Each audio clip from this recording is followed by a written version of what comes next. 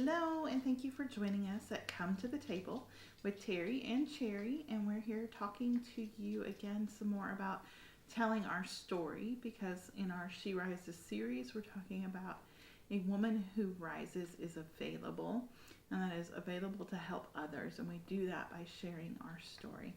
So Terry's got some practical tips for us today, and she's going to walk us through the process. Yes, we really want to encourage you to share your story with others.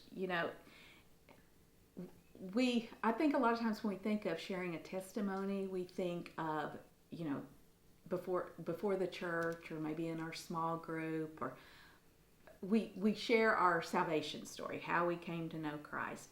And while that is a testimony and that's true, we're talking about testimony in a much broader respect today. We want to talk about using your testimony to share tidbits of your story, those individual little stories within your big story, those pages or paragraphs of your big story where Jesus has intervened, where Jesus has crossed paths in your life and has changed you in some way. And so we want to encourage you to use these stories and be the light for someone else. Give someone else hope. We have the key to unlock someone's prison, and Jesus is that key. And so what he's done for us is an opportunity to share with someone else and give them hope. So we want to show you a real simple way to bring your testimonies into everyday conversations. And we're going to teach you 5 simple elements. And if you will apply these 5 simple elements to your story, you can easily share it with someone else, even in just a few minutes, if that's all you have. So we want to teach you these 5 elements, and they are the theme, the before, the cross applied, the after, and a summary statement.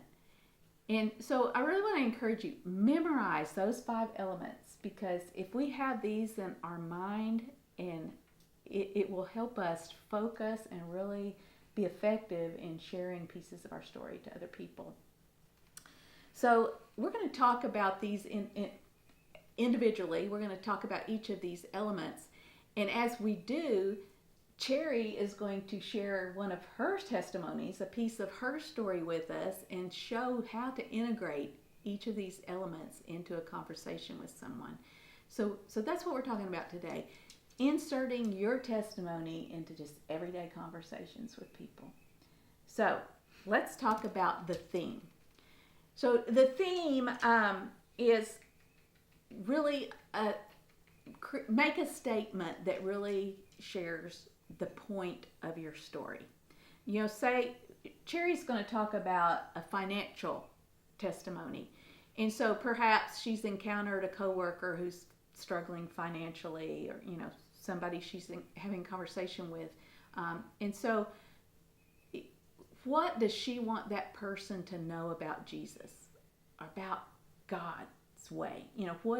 What's narrow it down to the point you want to make. What do you want to show them about God?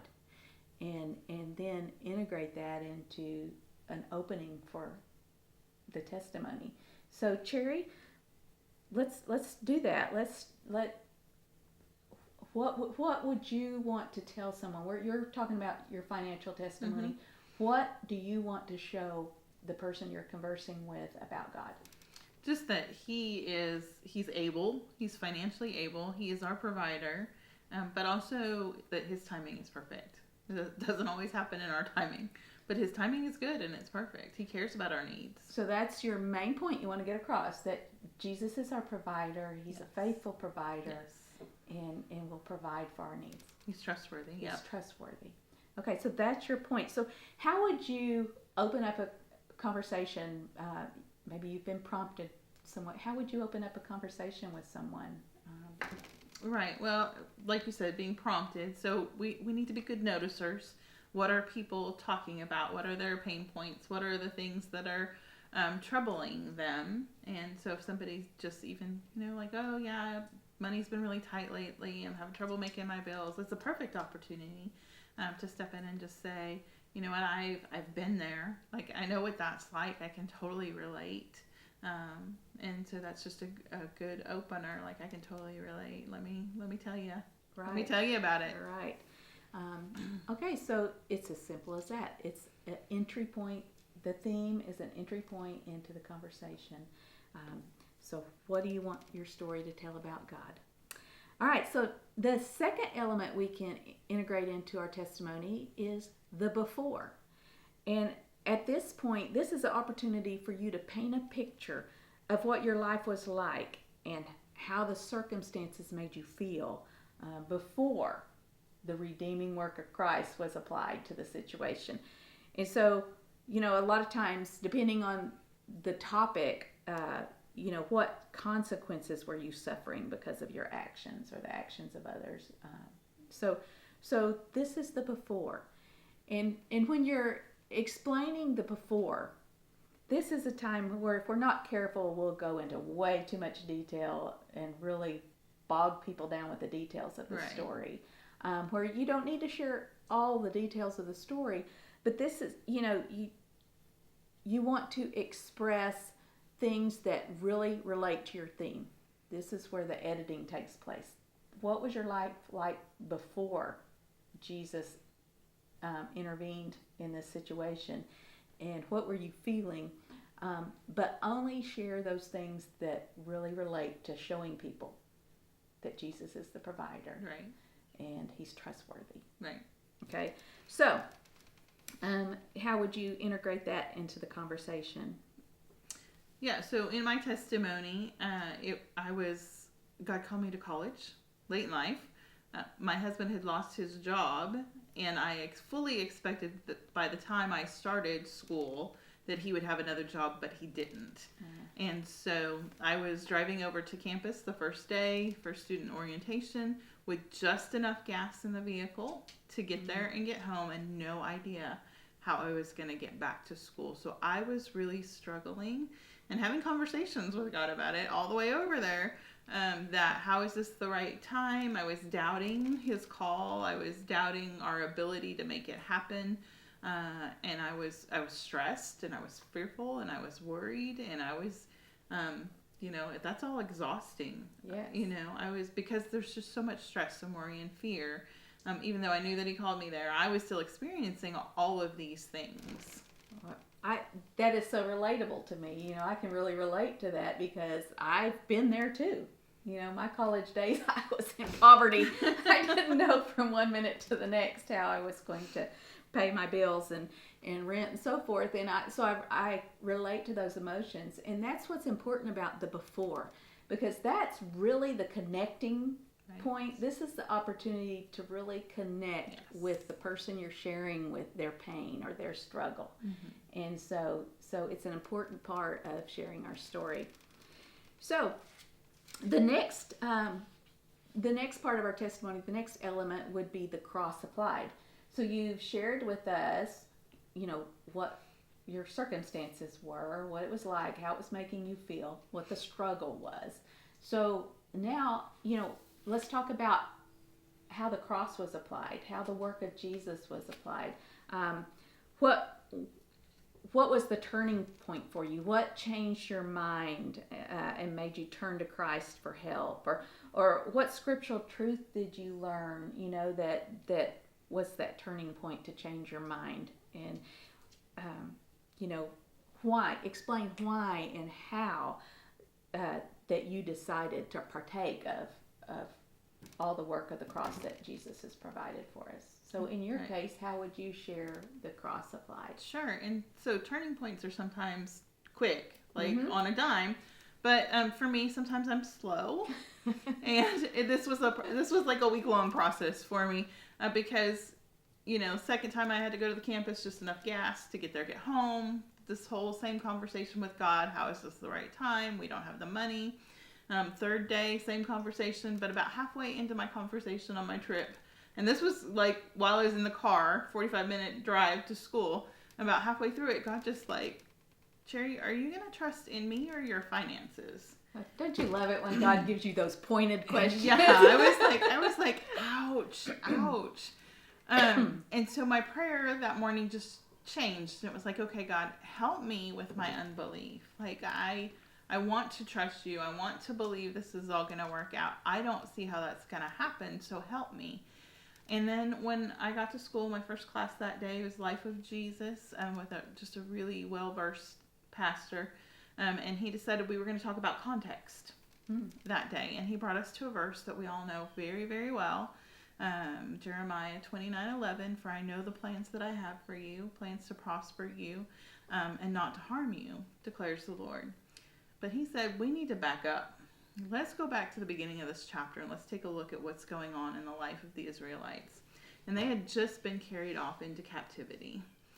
They didn't have their homes anymore. They were figuring out new jobs. They were trying to figure out how they were going to make ends meet and what life was going to look like. And a lot of them didn't want to do anything because, they thought that this wasn't going to be a very long process. And God just says, nope, you're going to be here a while. I know about this. I've got plans for you. I'm going to prosper you. I am going to bring this to a good end. But in the meantime, do life. Get married, have children, work your jobs, do life. And I'm on the front row, trying not to cry, trying not to let anybody see that I'm crying, because I just knew that was God speaking to me that morning, in that moment. Like, he sees it all. He knows it all. He's got a plan and a purpose for it. And if I would just surrender and trust him, that he would work it all out. And sometimes we have to do that even in the hard moments, not give up, but just do life and trust for him to do what only he can do. Absolutely. So that's a great example of sharing just how you came to that point of trusting Christ. And with you, in your story, it was God asking a pointed question. That was the turning point for you. So after you share with that person, how you connected, the connecting point with Christ, and how the cross was applied to your situation, the next thing you want to share is the after. And so the after is an opportunity to explain how circumstances have changed for you since the work of Christ was applied. What are the changes that took place in your character and your attitude, your emotions, your perspective, or your behavior? What happened after the cross applied? So, Cherry, how would you integrate this element into your story? Sure. Well, I had so much more peace after that moment, after that class, and just feeling like God had spoken directly towards me, that I could just relax. I didn't have to be stressed out, and I didn't have to worry. So all of that just kind of left, and then, in that decision to just be persistent, no matter what the circumstances look like, and trust him. Like, within a few days, my husband had an offer for a full-time job, and it had been well over a year, and it didn't look like there were any prospects out there. And then all of a sudden, like, I finally surrendered, and God's like, okay, now here's the job for your husband. So, just peace. I think the internal work was a bigger deal than the external work. I mean, provision is good, but peace is golden. Yes, it's treasure. So then the last thing we want to include in our testimony, our story, is a summary. This is just a wrap up. It doesn't have to be a long conversation, but just a wrap up. And what you want to do is you want to go back and connect everything back to the theme. What was your theme again? That God is faithful and he is a good provider. Yes. And so you just want to sum up what you just told the person. Kind of repeat that. God is faithful, and relate it to your story. And then the summary is an opportunity for us to ask a question that allows us to really get in there and help the person. And so it's an opportunity we might ask, depending on the conversation, depending on what part of your story you're sharing. The circumstances would determine what question you would ask. But you might ask, something like, I I would love to go into more detail. Would you like to have coffee next week? And I can share it with you in more detail how God took care of my financial situation, not only in this circumstances, but others. Or you could ask, hey, I know of a great book I read on the topic. Would you like for me to share this resource with you? It's just an opportunity for us to really connect with that person and help them, bring them the help that they need. It's an invitation. So I always try to think of a question that is an actual invitation to connect with them on a deeper level, right. or help them, or pray with them in that moment, whatever the occasion gives me opportunity. Right. So Absolutely. how would you summarize and wrap up this testimony as you conversed with someone? Right. Well, like you said, I like to go back to those connection points. So you know what? I know where you are. Like, I can feel that pain. I've been there, but God has come through for me, and I know that He will for you as well. And I'd like to offer to pray. Like, I'd love to pray for you. Do you have a minute right now? And like you said, just like, what is that question based on your circumstances, your surroundings? Maybe it's like, hey, let's have coffee and talk about this some more. Or, hey, can I get you a book? Or, hey, here's my phone number. Like, call me anytime. I'd love to chat with you. However the Holy Spirit leads, like, listen to that internal voice. What is He bringing to mind in that moment? Because some of our questions might not be appealing to other people, and so we really want to make sure that we're listening for the voice of the Holy Spirit and being in tune with what He wants us to ask. But Terry's talked about all of these steps can happen very quickly too, and that's when you're doing it very, very quickly. That's a great time to ask, hey, do you have time for us to chat some more? I would love to just really encourage you in your walk. And I think my story will be applicable to you, but always presenting it in a way that connects with them. Right. So, we've shared this with you today. This is just an example, and circumstances are going to dictate. And like you said, we want to be very sensitive. We want to listen to the voice of the Spirit, but we also want to be very active listeners and listen to what the person is saying to us and how they're responding to the story that we're telling, because that is going to drive a lot of the conversation. And so we don't want to get so caught up in the telling of our story that we don't listen.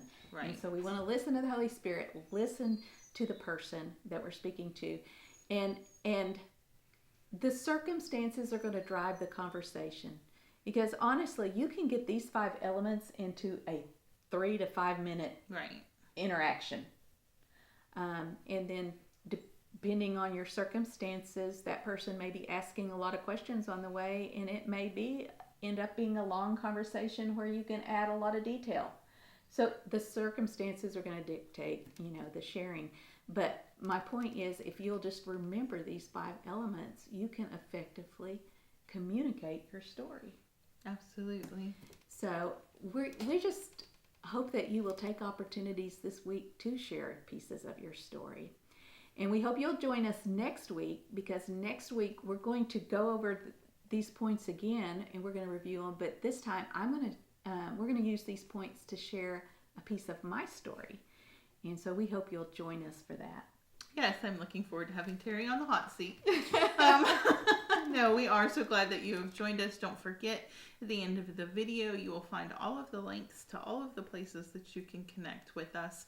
We have resources over on Etsy. We have the blog over on the website.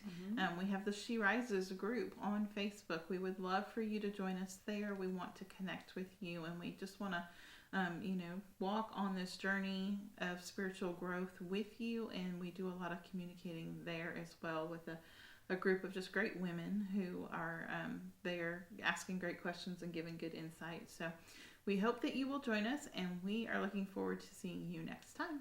Thanks for joining us.